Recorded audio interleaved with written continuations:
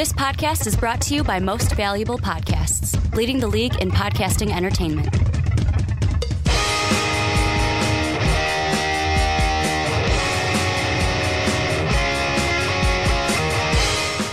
What's up, everybody? Ricky Widmer here, along with the one, the only, Brandon Swanson. Hey. And no, this is not the Primetime Podcast. I feel like I have to, so we'll do it one more time.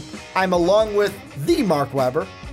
Dub them E's, right? Yeah, I had to do it. Mark not here for another week, and Brandon, I kind of feel bad that Mark's not here this week. Yeah, I do too. I feel for him. First off, the onside kick. This is where we talk about all your football analysis, all your football news, the biggest stories in the NFL coming into each and every week. And the reason why I say I can't believe that Mark's not here, I can't believe this happened on a week Mark is not here for the podcast, is because the first thing we're going to talk about Dalvin Cook, we're going to talk about Derek Carr's injury, but the first thing we're going to lead with, and I just want to get right into it, is we're talking about Mitch Trubisky. We're talking about Mitch Trubisky because not in our normal fashion of, hey, you know what?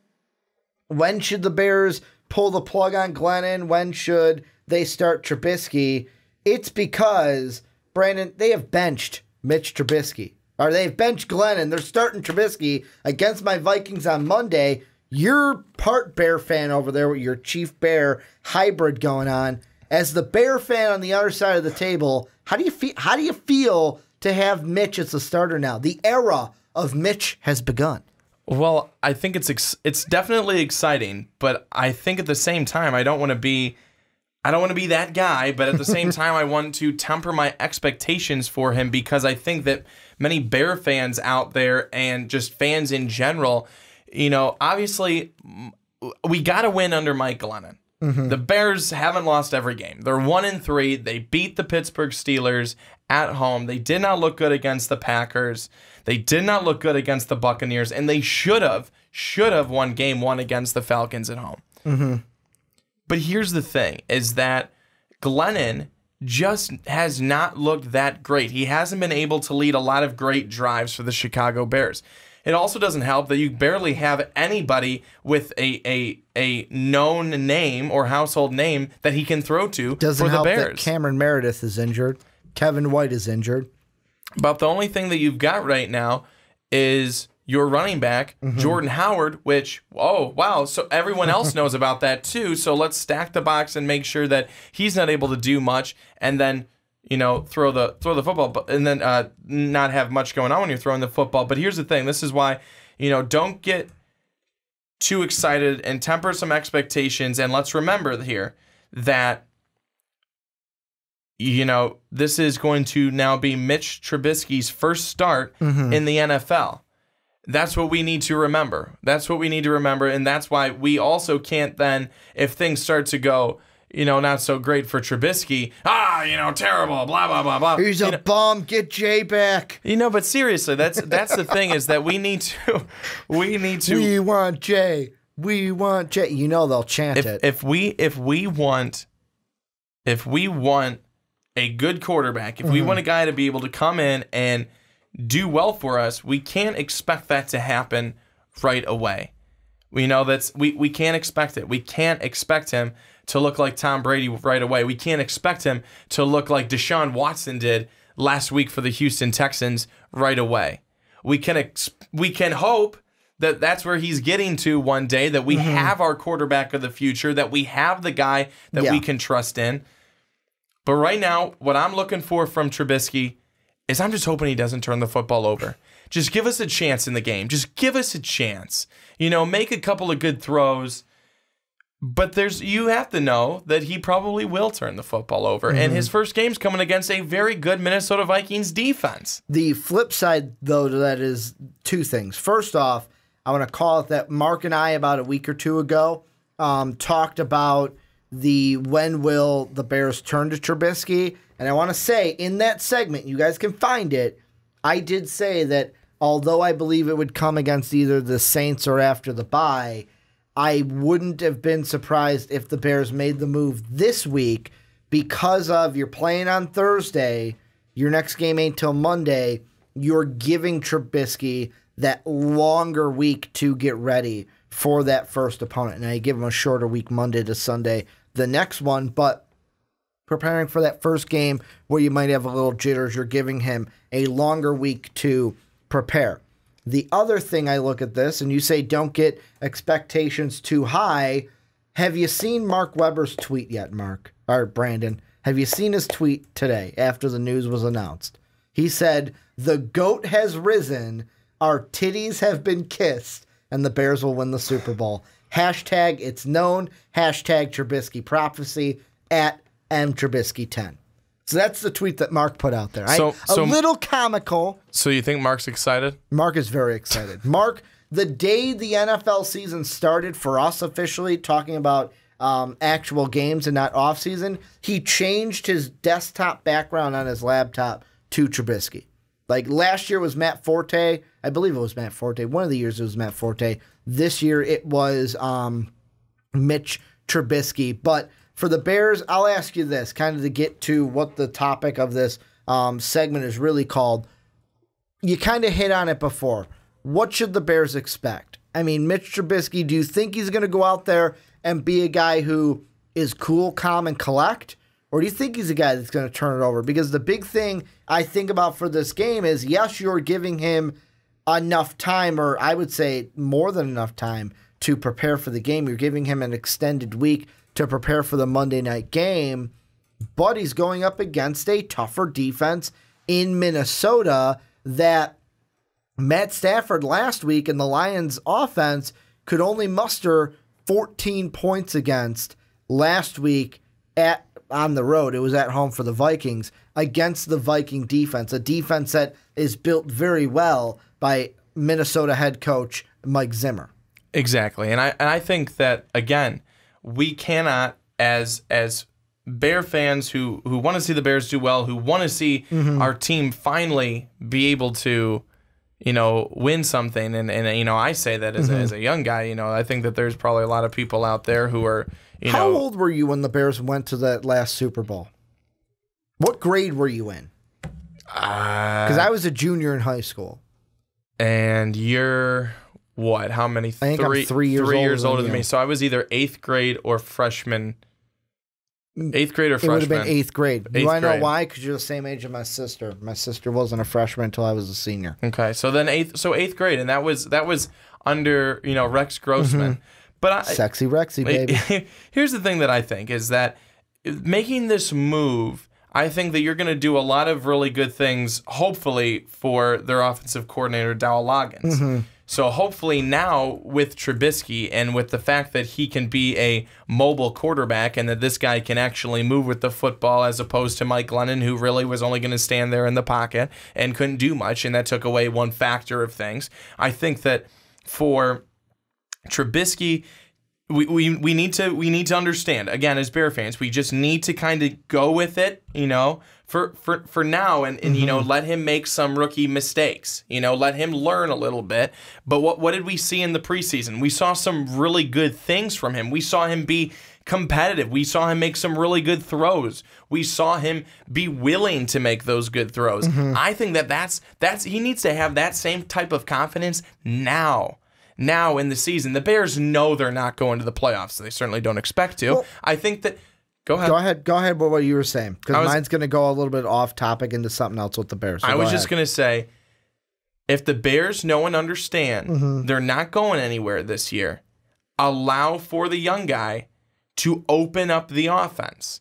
Now, people may say, what offense? Who do you even have? But that's what he needs to be able to do. He needs to be able to have kind of the free reign from Loggins, from John Fox, to be able to make this offense the Mitchell Trubisky offense. Make it his own, and be creative with it. And I think that now that Trubisky's going to be in there, the Bears can be creative with it. The one thing that I just don't want to see happen is that we've already seen from one rookie this year is I would hate to see him get hurt. Now, injuries are just a part of the game. I understand they happen. We could put him in now and he could get hurt. We could wait for a year we could put him in and get hurt. But that's the last thing that I would want to see happen is for him to get hurt in this game, because then everyone's going, oh, well, we should have never put him. Same people that are saying we should have put him in are going to say, we should have never put him in, blah, blah, blah. That's one thing I just don't want to see. He's going to take the punches. He's going to take the hits. He's going to be a rookie quarterback. But I'm hoping that he's far enough along and can kind of look how he did in the preseason and have that preseason confidence that he had to be able to make some of those throws, to be able to step up in the pocket, to be able to run. And I think with Dowell Loggins, he now has a guy who he can get creative with some of the play calling. With what's his name? I already forgot about him. The quarterback we just had. You're talking about Glennon. Yeah, who the fuck is he? The ginger giraffe, as Dave likes to call him. Yeah, Mike Glennon. Nobody. And we gave him way too much money. You only get him for 1 year. You basically got a buyout at the end. So here's the thing, though, is we finally have a guy we can get creative with. The Great White Hope. Glennon, we knew what we were getting. Mm-hmm. And a placeholder. With Trubisky, we feel as though even it was only 12 college games for North Carolina, we go off of that and we believe that we've got ourselves a good one. And that's the thing. The thing with Bear fans that I want to stress is, number one, Skull Vikes, you're not going to win. Go ahead, chalk it as an L. Just how you guys beat the Detroit Lions. That was going to be a tough game. I was not very confident in that one. I think the Lions could win the NFC North this year. I think they're very good. I was not confident going into that game. Confident going into this one, though, because even without Dalvin Cook, we'll beat the Chicago Bears. The only thing that scares me, though, it's a Monday night game, and usually the Bears upend us on Monday night. The thing that I want to stress, though, to Bear fans is don't set the expectations too high. Don't expect everything to just flip a switch right away. Expect some growing pains. Expect an exciting, just go along for the ride is what I'm basically trying to say. You now have a quarterback that you can get behind, that you can have hope for the future. And two things that I was thinking about while you were talking, Brandon, is number one, I feel like this was a move made by John Fox, because I feel like John Fox is feeling after 4 weeks of the season, shit, we got to at least look better. I'm out of a job this year. If we keep looking like we do right now with Mike Glennon, the longer I let this go, I could be out of a job by the end of the year. I might not even survive the year based on how everything goes. So I feel like this was John Fox kind of trying to save face, because what looks better, losing with Mike Glennon or losing with Mitch Trubisky? Not saying that Trubisky's going to lose a lot like Mike Glennon, but it looks better to, we lost with a promising quarterback who didn't have weapons. So kind of to save his job. Also, to go off of that, he doesn't have weapons. So the thing that I kind of look at is, I wouldn't be surprised with Trubisky is if we see kind of the same thing that we're seeing with Jared Goff right now. Because think about it. Jared Goff didn't have any wide receivers last year. This year you give him Sammy Watkins. Todd Gurley wasn't anything special last year after winning Rookie of the Year. This year he's been like a man reborn for the Los Angeles Rams. Yes, part of that is because they changed the whole coaching regime there. Could be a trend, could be why you might want to think about getting rid of John Fox at the end of the year. However, I think we could see a similar trend with Trubisky, where this year it's like, I saw flashes, but Trubisky's not, like, he didn't have a good season only because he didn't have the weapons. Basically, he didn't have the wins that we needed because he didn't have the weapons to throw to. Then the Bears in the offseason, I feel, will get him the weapons. My only fear is, and this would be my fear as a Bears fan, and I mentioned this when Mark and I talked about when Trubisky should start, I would fear that because Trubisky's skill level is better than Mike Glennon, because you'll be in more games, you might win those games. And if you win those games, that means, like, what would you rather have, Brandon? A 6-10 season and you're like the 11th, 12th pick in the draft, or have a 3-win season and you're a top 5 draft pick? Me as a Bears fan, if I was a Bears fan, right now this season, I would be embracing the top 5 pick. I would be embracing it because could you imagine if Calvin Ridley fell into the Bears' pocket? Fell right into the Bears' pocket. All you would need is Jordan Howard to get back to what he was last year, be a formidable runner. You can have, say his Cohen's first name, Tyreek Cohen. Have him be the pass catcher in the backfield, and then give them a weapon like Calvin Ridley to eventually grow into the number 1. Could you imagine if he fell into the Bears' pocket? I don't think he does that if you win more games. So that's the one thing that I'd be a little nervous about is shit. We might be in some of the games, especially late in the season, looking at our schedule. Like 49ers could win. Bengals could win. Browns could win. One of the Viking games you could win.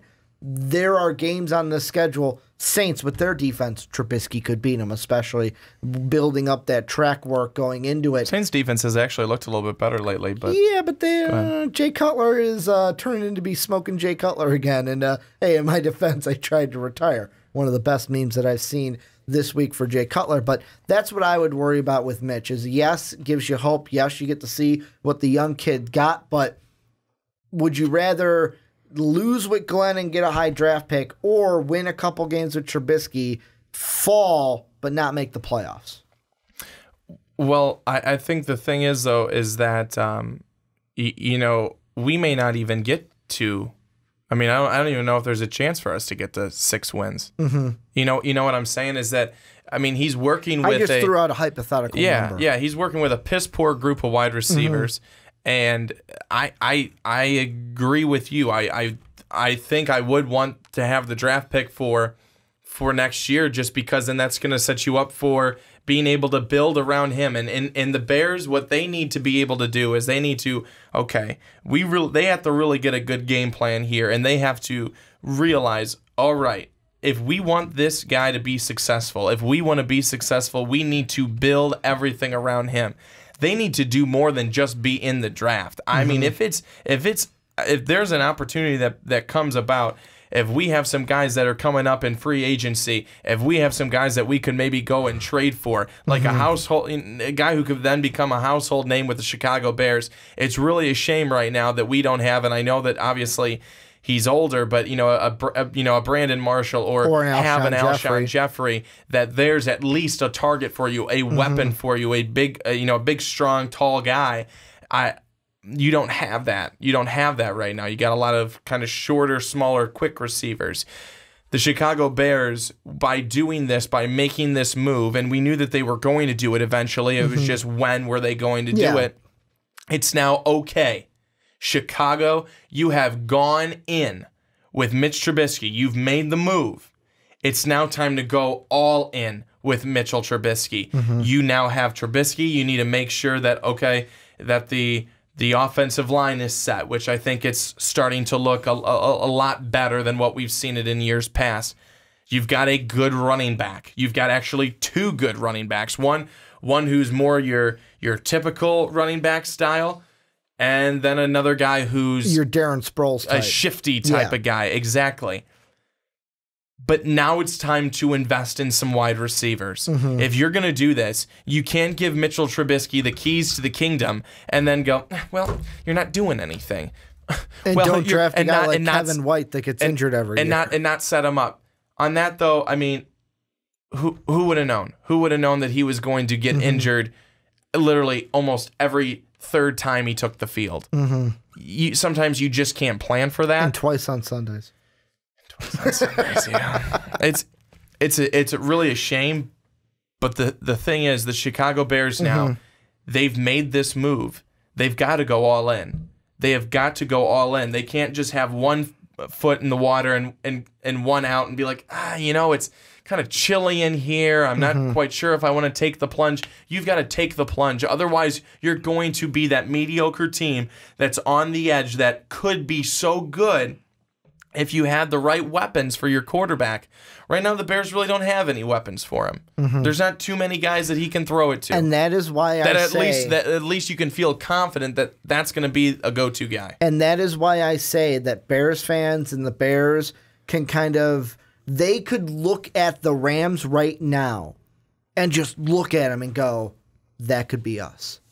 Because you look at what the Rams did. Last year, they had a lame duck coach. 7-9 bullshit most years is what Jeff Fisher was going to bring you. And they get rid of Jeff Fisher. They bring in now the youngest head coach in the NFL, and Sean McVay, who is a genius when it comes to the offense, working with Jared Goff, making him look like basically, I'm going to say it because he's a Cal quarterback, the second coming of Aaron Rodgers, where people are saying, wow, Jared Goff is impressive through 4 games this year. And we talked about last week, could the Rams even win the NFC West? I think the Bears need to look at what the Rams are doing and say, hey, you know what? We fit the mold. We've got a young quarterback that we took 1-2 in the draft.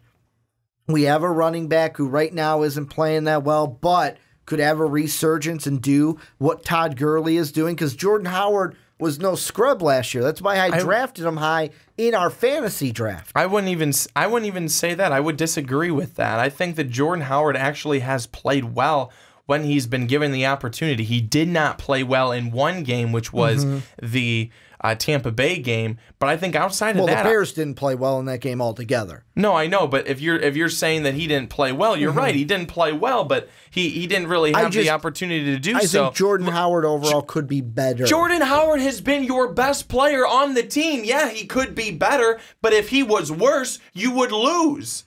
If he would have been worse in the Steeler game, you lose.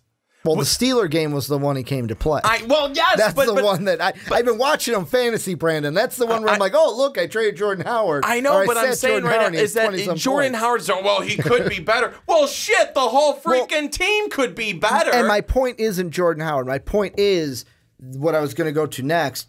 Look at the wide receivers. You don't have one. You don't have one. You and I could line up. Exactly. That's why you could be the tight end, though. That's what I'm saying. Look at, I don't know, Zach Miller's pretty good, man. I think he's got a few steps on me out there. You'd be the blocking tight end. Yeah, I'd be the blocking tight end as J.J. Watt goes right around me. You'd probably get an arm on it. I'd get knocked the fuck over, too. But I look at the Rams, and my point that I'm getting to is, maybe the Bears do exactly what the Rams did. We have Mitch Trubisky. We have the running back that we're confident in. Let's get a weapon for him like the Rams did in Sammy Watkins. And fuck it. Let's fire John Fox. Get a guy in here that we can link to our quarterback like McVay did. And even better, the best thing that Sean McVay did was, hey, I'm an offensive genius. I don't understand this defensive thing. Let me bring in Wade Phillips. Let him handle it. That's what the Bears could do. Oh, wait a second. The Bears kind of have a guy for defense already that they can hang their hat on. So all they got to do is bring in the head coach to link to Trubisky. Because I don't think Bear fans want to get rid of Vic Fangio anytime soon. Am I wrong? No, I don't think so. I think that the Bears just honestly, at this point, could care the frick less who the coach is, as long as that guy is bringing us wins. Yep, and that's what I think that Trubisky this year, kind of like Goff last year, but not exactly, just kind of like, let's see what he's got. They should fire Fox at the end of the year, bring in a guy that they can link to Trubisky and bring in a weapon kind of like the Rams did with Sammy Watkins. But before we move on to Dalvin Cook, anything else? What do you want to do to end this? Your final thoughts on Trubisky? Yeah, so my final thought is that I just think that everyone right now, let's everyone remember right now at this point, when you're watching this, when you're listening to this as a Bear fan, this is an exciting time. You're making the change over to Mitchell Trubisky. And don't be that same person that when he throws his first bad pass, we want Jay back. You're going, nah, sucks, terrible, what an awful move, back to Glennon. Don't be that guy. You bring in Sanchez. Bear fans have to, butt fumble part 2.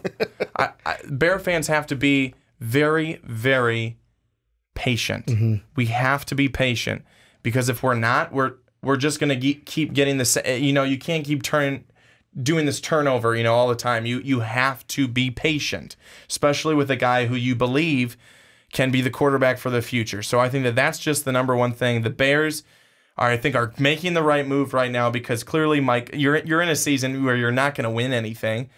And Mike Glennon is not the answer, and probably never was. And Mitchell Trubisky looked like a guy in the preseason who's going to help a team be competitive down the stretch. And for Bears fans, that's all you can ask for. Well, and this is where we're going to turn on to you guys. Let us know what you guys think down below in the comment section. What do you expect from Trubisky in this game against the Vikings, Skull Vikings? What do you think about him? What do you expect from him to do this season? And what do you think how it all plays out this season for the Chicago Bears? Let us know what you guys think down below in the comment section.